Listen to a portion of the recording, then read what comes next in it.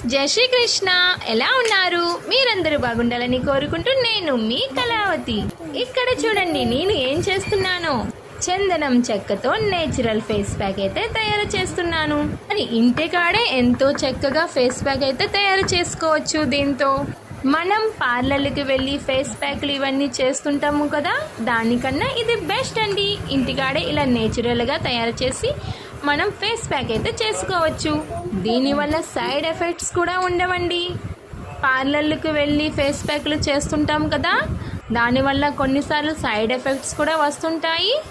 అందు గురించి ఇలానే మనం ఇంటికాడ ఇలా చేసుకుంటే ఎంతో మంచిది. ఈ విధంగా ఎన్నో రకాలుగా ఫేస్ ప్యాక్లు అయితే మనం ఇంటికాడ తయారు చేసుకుని రాసుకుంటే చాలా మంచిది అండి. మరి మీకు నచ్చిందా? నచ్చితే లైక్ చేయడం మాత్రం మర్చిపోకండి. ఓకే ఫ్రెండ్స్, మరో వీడియోలో మళ్ళీ కలుసుకుందాం. రాధే రాధే.